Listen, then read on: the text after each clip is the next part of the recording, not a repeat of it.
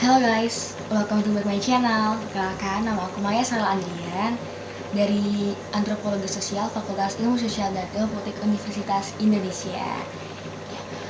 Video ini aku buat bertujuan untuk memenuhi ujian akhir semester Antropologi Agama. Pada kali ini aku akan membuat video tentang atau menjelaskan tentang kepala kambing sebagai sebuah simbol upacara atau ritual hajat bumi Kramat Ganceng. Pada ujian tengah semester kemarin, aku sudah ngebahas tentang ritual hajat bumi, tentang maknanya, terus juga tentang mitos yang terjadi dalam ritual hajat bumi. Terus juga aku juga menjelaskan tentang tata cara melakukan ritual hajat bumi. Gitu. Dan sekarang aku akan membahas tentang kepala kambing sebagai sebuah simbol dari ritual hajat bumi tersebut dilakukan oleh masyarakat. Pasti kalian penasaran kan, kenapa sih masyarakat Kramat Ganceng menanam kepala kambing dalam setiap titik belokan, yaitu ada di Jalan Kramat Ganceng dekat kelurahan, terus juga di dekat Jalan TPU Pondok Ranggon, di dekat belokan TPU Pondok Ranggon, dan ketiga itu di Makam Ampel di dekat belokan Cilangkap atau depan Vivo kalau kalian tahu gitu. Nah, pada kesempatan kali ini aku juga akan menjelaskan sedikit merefresh tentang apa sih itu ritual hajat bumi. Oke, ritual hajat bumi merupakan sebuah ritual yang dilakukan oleh masyarakat guna untuk mensyukuri apa yang diberikan oleh Allah Subhanahu wa Ta'ala, seperti kesuburan, keamanan, kemakmuran, kenyamanan, rezeki di wilayah Pondok Ranggon. Menurut Philip Einstein,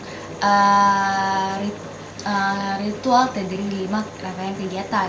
Yang pertama terdiri dari aktor, terus ada words, ada set, ada prophet, dan juga ada tarian atau musik. Nah, sama seperti ritual hajat bumi yang terdiri dari aktor. Aktornya itu siapa aja sih? Aktornya itu ada kiai, ada ustadz, terus juga ada tokoh adat. Nah, wordnya itu apa? Wordnya itu biasanya dilakukan dalam pendopo, yaitu berdoa.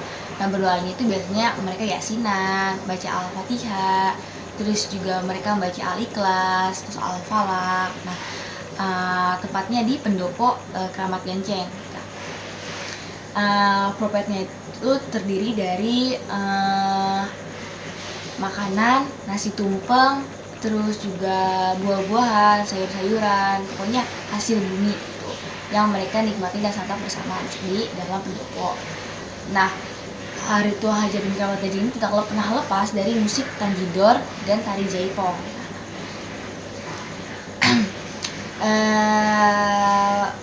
Ritual ini kebiasaan yang selalu dilakukan. Bahkan menurut informan saya, Bapak Misnan, yang merupakan tokoh adat di wilayah Kramat Ganceng, bahwa ritual hajat bumi ini selalu dilakukan secara turun-temurun. Jangan sampai anak cucu kita nggak tahu tentang warisan budaya Kramat Ganceng. Bahkan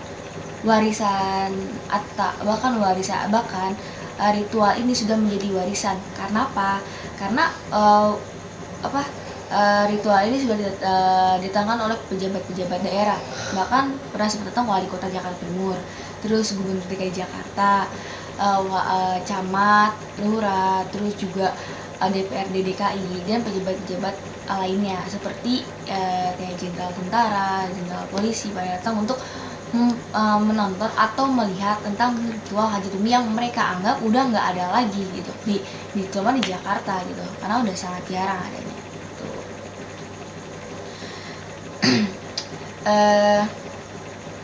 Nah, rangkaian kegiatan ini kan dilakukan secara berulang-ulang yang nantinya akan melibatkan manipulasi simbol keagamaan. Ini menurut Stein. Dalam rangkaian kegiatan ritual hajat bumi itu banyak sekali terdapat mitos-mitos. Nah, menurut Aliade bahwa mitos merupakan hasil dari ciptaan manusia dalam melukis supranatural ke dalam mitos yang menjelaskan peristiwa primordial yang sampai saat ini masih diceritakan.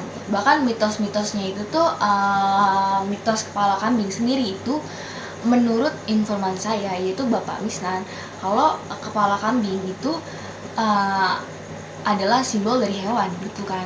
Nah, dikubur ke dalam tanah itu untuk menghilangkan sifat kebinatangan dari manusia. Nah, itu cerita suci dari yang diambil dari cerita Nabi Ismail, anak dari Nabi Ibrahim yang ingin disembelih lehernya pada waktu Idul Adha. Nah, ritual hajat bumi sendiri itu dilakukan setiap tahun. Itu setiap tahun itu secara terus menerus, maksudnya tahun 2020 dilakukan, tahun 2021 terus dilakukan, 2022, 2023 sampai selanjutnya. Ini dilakukan setelah 1 minggu setelah Idul Adha, ya, Idul Adha. Karena pada peristiwa Nabi Ibrahim, anaknya Nabi Ibrahim itu Nabi Ismail itu kan juga peristiwanya itu pada Idul Adha kan, yang ingin disembelih lehernya namun digantikan oleh kepala kambing.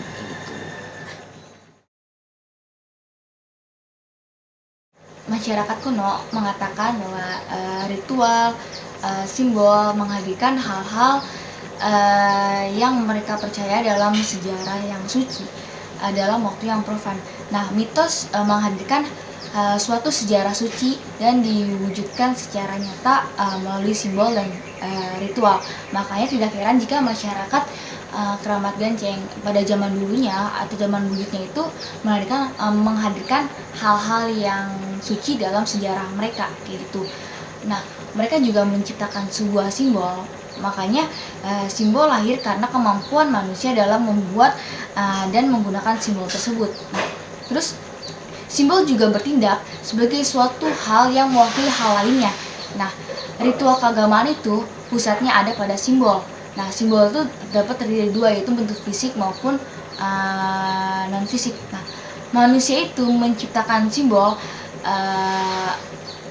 dan menggunakan simbol serta melatih pemahaman tentang simbol tersebut. Nah, sama kayak masyarakat Keramat Ganceng. Nah, pada zaman dulunya, pada zaman buyut yang menurut informasi saya itu Bapak Misnan, bahwa kepala kambing itu diambil dalam sebuah simbol atau cerita dari tentang Nabi Ibrahim dan Nabi Ismail, yang mana Nabi Ibrahim itu memiliki anak, yaitu Nabi Ismail. Nah, Nabi Ismail itu ingin dikurbankan.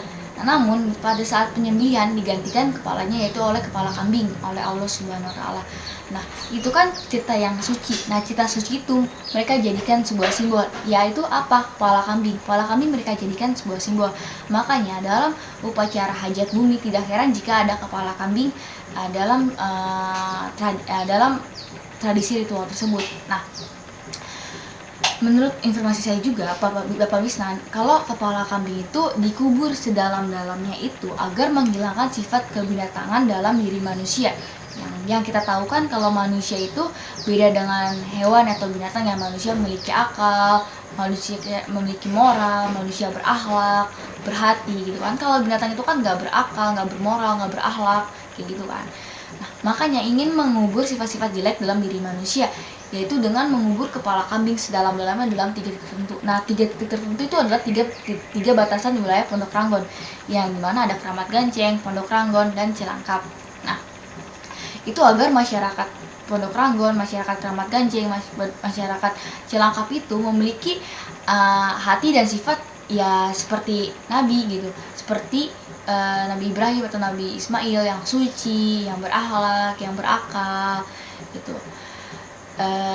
Makanya sifat-sifat kebinatangan yang jelek-jelek itu dikuburkan. Apa sih sifat kebinatangan itu? Yang pertama, kalian binatang itu kan gak berakal, gak berakhlak, makanya dihapuskan dalam diri manusia gitu. Terus binatang juga kan kalau makan berdiri, terus makan tuh nggak bisa menggunakan tangan kanan atau tangan kiri pasti kan, ya kan, karena binatang nggak bakal tahu gitu. Dan yang ketiga itu pasti binatang itu nggak baca doa kan kalau makan, makanya menghilangkan sifat-sifat jelek dari binatang tersebut. Nah, makanya kepala kambing ini dijadikan sebagai sebuah simbol yang sangat suci oleh masyarakat Keramat Ganceng. Nah, dari tradisi tersebut, tradisi hajat bumi tersebut, selain mengucapkan rasa syukur kepada Allah Subhanahu wa taala atas karunia atas karunia, kesuburan, dan juga keamanan, kenyamanan yang diberikan oleh Allah Subhanahu wa taala kepada masyarakat Hajat Bumi. Acara tersebut juga ingin mensucikan manusia dari sifat dan perilaku binatang. Seperti itu. Jadi itulah kenapa kepala kambing dijadikan sebuah simbol oleh masyarakat Keramat Ganceng dalam tradisi Hajat Bumi. Makanya kepala kambing itu tidak bisa lepas. Makanya dilakukan pada Idul Adha, 1 minggu setelah Idul Adha itu dilakukan pada pada malam Jumat, hari Kamis ya, dan juga pada hari Jumat malam Sabtu itu dilakukan hari tua Hajat Bumi cuma hanya 2 hari kayak gitu. Oke, untuk lebih lanjutnya jika kalian penasaran ingin melihat tradisi Hajat Bumi, kalian bisa cek videoku selanjutnya. Oke, sampai berjumpa lagi di lain waktu. Terima kasih sebanyak-banyaknya. Mohon maaf apabila ada kesalahan dari aku, baik ucapan, tindakan, dan kata-kata. Aku pamit undur diri. Terima kasih. Bye.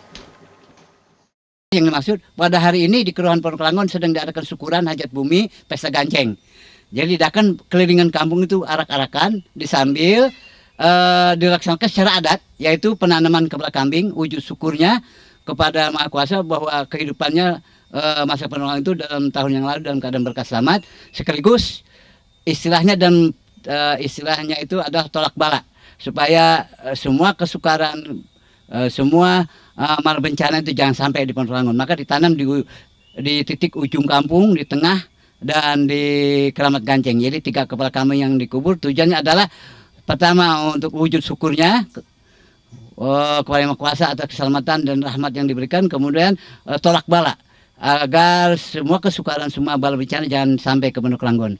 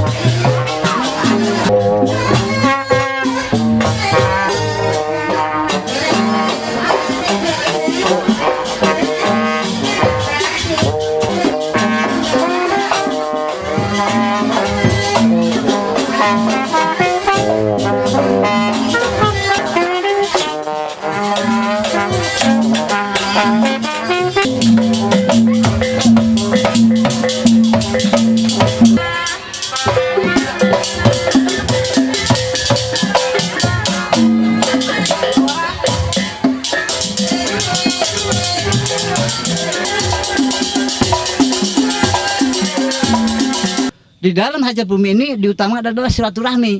Nah, untuk mencapai silaturahmi kan mesti ada sarana untuk memanggil masyarakat gitu. Jadi diadakanlah hiburan-hiburan seperti tadi yang tujuan pokoknya adalah melestarikan budaya lokal. Yang lainnya adalah adalah untuk sarana untuk memanggil agar masyarakat bersilaturahmi gitu. Rame-rame karena ada hiburan. Dan hajat bumi ini yang pertama seluruh masyarakat agar tetap merespon, dapat memelihara, menjaga kelestariannya, kemudian kita tingkatkan karena manfaatnya sangat besar. Demikian juga kami mengharapkan kepada pemerintah, baik pemerintah kelurahan, kecamatan, wali kota dan pemerintah pusat, karena ini merupakan suatu kewajiban agar semakin banyak turun tangan, kemudian partisipasinya agar ini bisa kita tingkatkan. Itulah harapan kami.